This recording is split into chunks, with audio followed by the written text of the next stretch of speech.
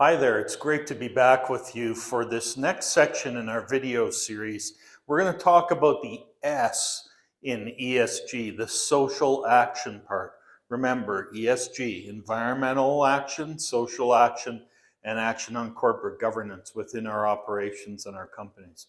So in our book, ESG, Acronym to Action, which the video series is based on, I write a section there that under the social action, all our corporate directives, documentation, policy statements, missives from management on high, and our corporate philosophies, our communications from the hired public relations firms, they have to be reflective of this one very simple principle. And it's a principle that many of us have learned from day one, from the time we were little kids, and that is that treating others as we definitely want them to treat us is an absolute critical component to understanding the concepts behind social action within our organizations. We've heard it called the golden rule. There's lots of ways of looking at it, but it's a universal principle that when we want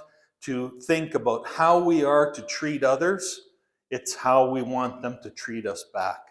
And where we have those shortcomings, that's where we need to make the changes within our organizations that are necessary to be truly impactful in our action about how we deal with social issues. So we're going to be exploring a few of the real sort of main issues that impact on social action. And the first one we're going to talk about today is Indigenous relations.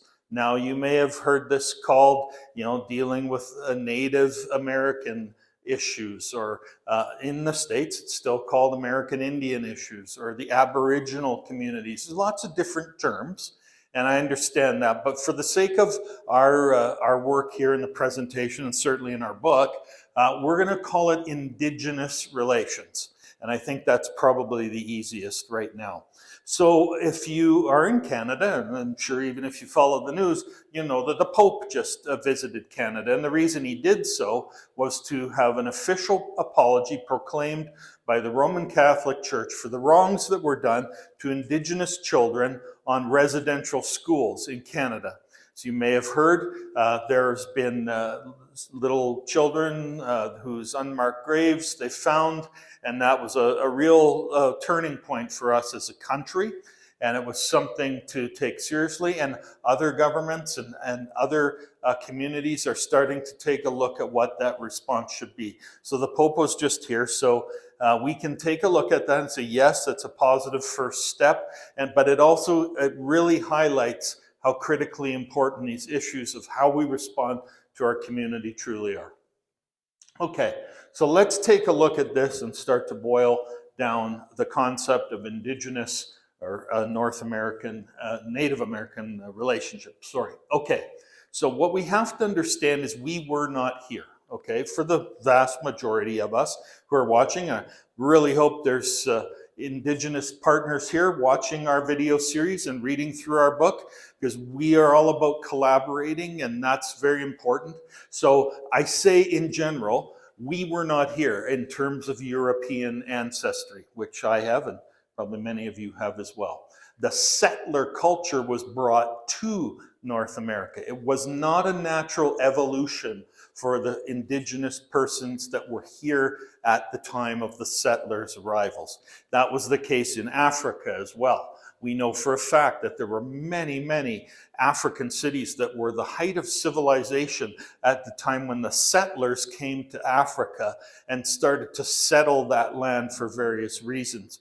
Now, what we do know is that sometimes maybe the concept of exploration and development and going somewhere new, all these things are not necessarily bad in themselves.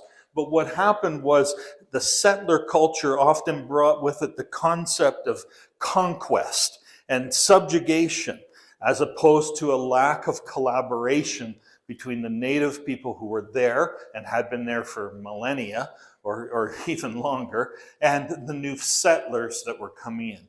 Often it was to look at the resources that were there. We know for a fact that in South America, many of the indigenous tribes were displaced. Why? Well, because of the search for gold and the search for resources, minerals, and some of the wealth in the natural resources that were there.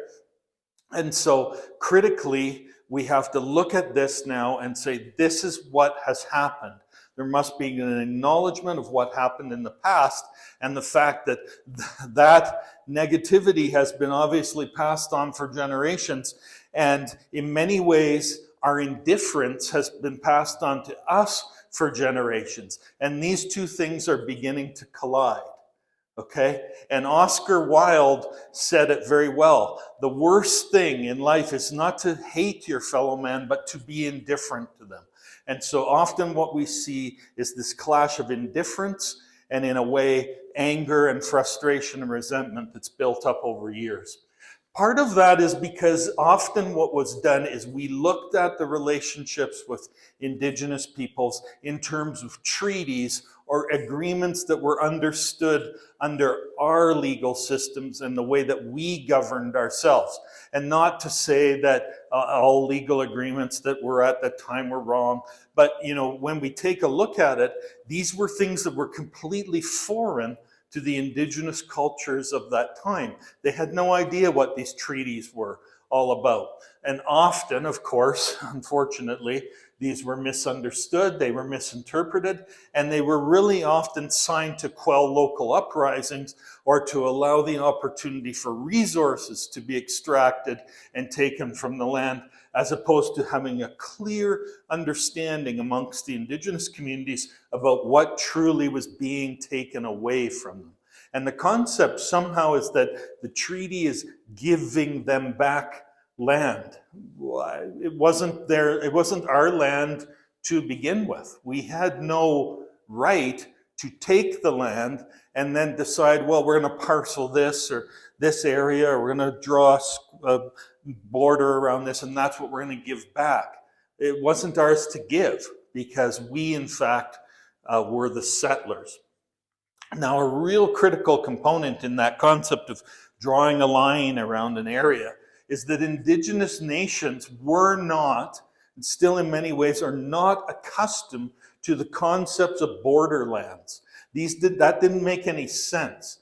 And because at the time there was freedom of movement, tribes would move around depending on the season to follow food supply.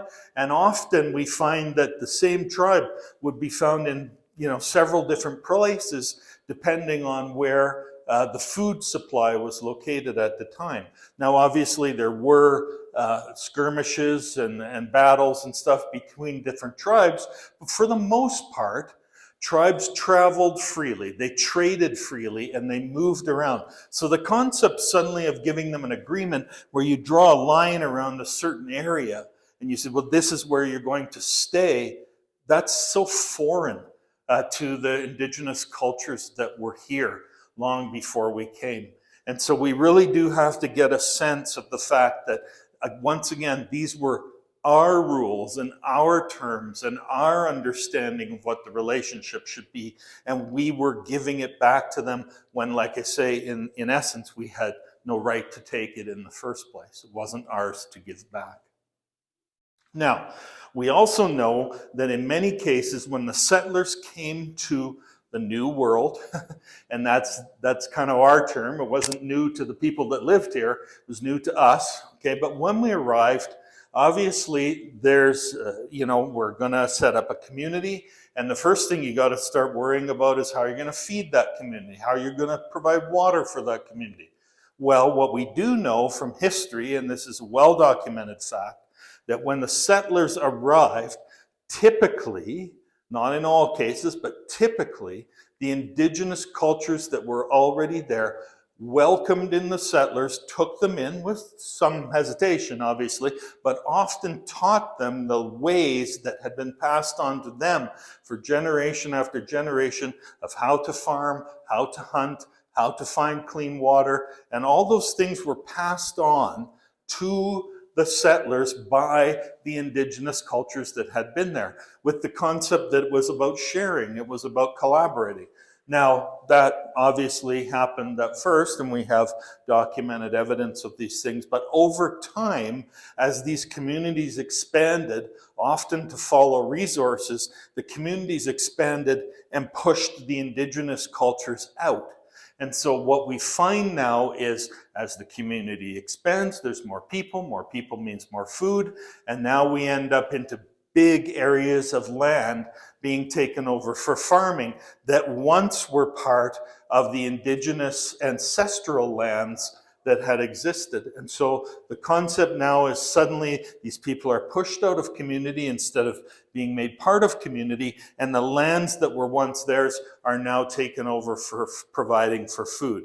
Now, it's gotten worse, obviously, and we can take a look in our own day that we're looking at factory farming, and factory farming has become a huge issue in terms of economic and job deprivation. And what the main thing we're seeing now, and it's so interesting, and part of this goes back to our discussion about the E, about the environment in the ESG model. The farming practices that worked so well for generations, eons perhaps, where crops were rotated, and there's a concept of letting the field go fallow. There's even concepts of that in ancient writings, in the Bible and other books. And so what we see is that what had been passed down by ancestors for centuries after centuries now are abandoned, with this concept of we can grow anything on any piece of land with the right chemicals and the right irrigation systems. Obviously, that's a huge impact on the environment. It's a huge impact on these ancestral indigenous lands where people once lived freely and farmed and raised food and gathered food in ways that had been passed on for generations. We need to start looking at some of this ancient wisdom, and it absolutely is becoming something that companies, organizations, and communities are starting to take seriously. So here's the thing. If your company does any work at all and operations at all in commodity extraction, natural resources, land development, or agriculture, that means that you are going to come face to face with indigenous communities and relationships with them. Because as the land expands and as we look to extract more and more resources, obviously we're going to keep bumping up right against indigenous communities. And as we do, we need to talk about the realities of today, not the treaty numbers and agreements and whatever that may have existed back in the 1800s. That was then, this is now. And so we need to start taking a look at what our response is to indigenous communities that are around us and how we are going to partner together, utilizing wisdom from indigenous communities to help guide us in some of our ways as we move forward and evolve. Some of those old ways, we need them back again in terms of how we respond to our communities. And you know, it's very interesting because even in law now and in community involvement and trying to help people who are going through things like mental illness and different opportunities like that, we're taking a look at some of the ancient wisdom and how indigenous communities responded to these things and how they looked at helping and integrating and getting these people back into their own indigenous culture at those times. Now we're starting to look at wondering if some of those old ways are not the better way for us to be able to respond to things that happen in our society. So the main thing that we have to realize is that as we begin to develop, obviously these things are happening, agriculture and resource development and all these things are happening. It's a little too late now to start sort of putting the genie back in the bottle, but what we do have to realize, and I've talked about this before, with the proliferation of social media, we now know that indigenous communities are very capable of finding out what the true information is. And earlier we've discussed about greenwashing. Well, greenwashing can also be applied to our relationship with indigenous culture. We need to understand that right now it's about collaboration and working together. And I've put down here that it's not only unavoidable, we know that it's the right thing to do. Why? Because we want to treat others, or should be wanting to treat others in the same way that we would want them to treat us. So I worked for a major oil company back in the mid-2000s, and there was a lot of work with Indigenous communities in northern Alberta. And one of the main things was trying to make the agreements with those communities more relevant. In Canada, those who are of Indigenous ancestry, but also European ancestry, the intermarriage of that many, probably centuries ago, created, obviously, individuals who had ancestry from both things. And in Canada, we refer to that as Métis. But the agreements that were written with that oil company that had been passed on literally had indication of what the Métis were called back then, half-breed. And obviously that is a very derogatory term and can be seen in very negative light. So these were the kind of things that even then we're starting to revisit and understanding that the relationship needed to change. And this is not a positive way of moving forward if this is how we're referring to Indigenous communities in and around the operations. So these were the things that needed to be changed. Integration is critical, and we talk about collaborating together, and it should not be an us against them scenario, but integration must happen without indoctrination. And what often happened when the settler culture came to the New World, and again, remember, it's not new to the people who lived here, it's new to us. Often it was to put in indoctrination so that the peoples that were living there would, find themselves becoming part of the settler culture. And in fact, that's not the way that we need to think about these things at all. And so when integration occurs, but there's indoctrination, this is problematic. It must be a hybrid of the exact opposite to that model. Now, when we do that in terms of ESG, like we've talked about, part of developing a corporate operational strategy, community strategy that helps us to be able to respond better, well, that's positive interactions with Indigenous communities means that that's something that we can point to as positive. We have real tangible proof that the actions that we're taking in our organizations are going a long way to collaborate with Indigenous communities where we find ourselves working and living. Now, here's something that certainly has become a big deal in Canada.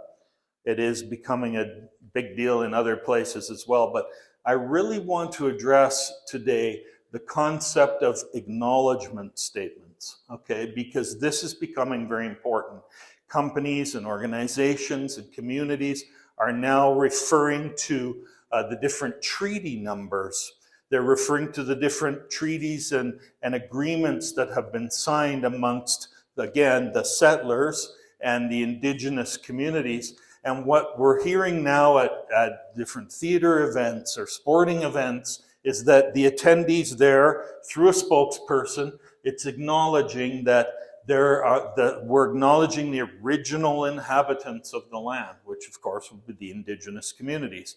So we're kind of putting it out there, but the biggest thing to think about in terms of this strategy is that obviously it's positive for us to be acknowledging the original inhabitants of the land. No, that's not a bad thing. But the issue is when we start to rattle off the treaty numbers or agreements or different things that we're referencing or tribal names or reservations, these are all things that were applied by the settlers, right? These are not things that existed amongst the Aboriginal and Indigenous communities.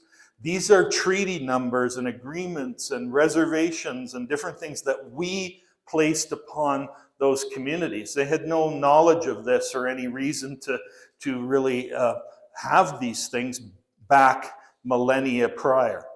And so what often happens is the treaty numbers and things become cumbersome and difficult to acknowledge, and the treaty numbers change if you go to the northern part of the province of Alberta between the southern part. They're different in eastern Canada than they are in western Canada. On the west coast in British Columbia, they don't even use treaties or treaty numbers. There's different agreements that were signed with Aboriginal communities there. So how does that work, right? It becomes a cumbersome and somewhat difficult task. The premise behind it of acknowledging the original inhabitants of the land, nobody can argue with that. That's what must happen.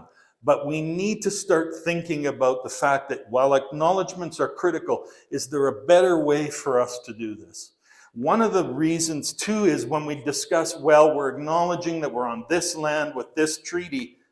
Well, that's fine. In the summertime, the people were here under that treaty number, but actually they migrated to a different part of the province or different part of the state, different part of the land at a different part of the year. So then actually they're under a different treaty number when they might.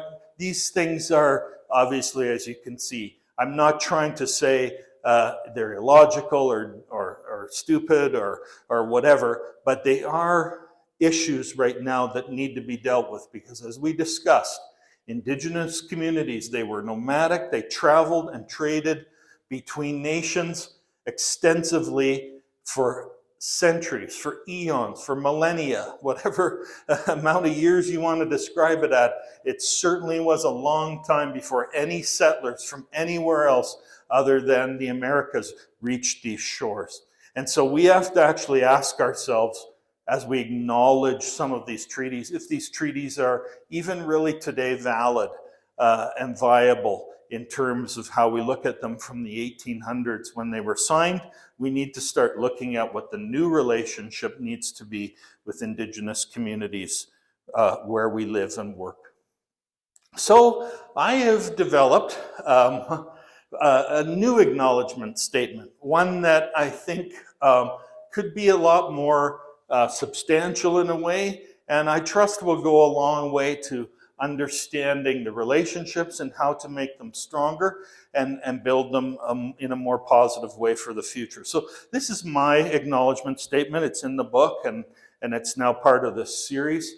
And that is that today we want to embark as partners on the journey of creating a society which values all who share this land.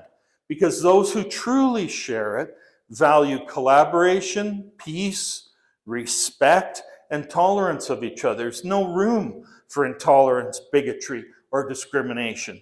We came as the settlers, and you, the Indigenous community, welcomed us to your land. You taught us many things, ways to survive in your land, which was to us often inhospitable, but also a land of rich resources. And we took your hospitality and your welcome to your land for granted. And we often took your land and its resources for ourselves. And we didn't share with you as you had shared your land with us. These are wrongs for which we are truly sorry. And while we cannot erase the days of strife and conflict and pain which occurred, we can ensure that our collective generations to come do not know such things. They shall only know that together we decided to journey as partners, valuing, respecting, and honoring each other. That's my acknowledgement statement, and I trust that you will find this to be very helpful in your journey to making ESG something that's just an acronym to real, true action.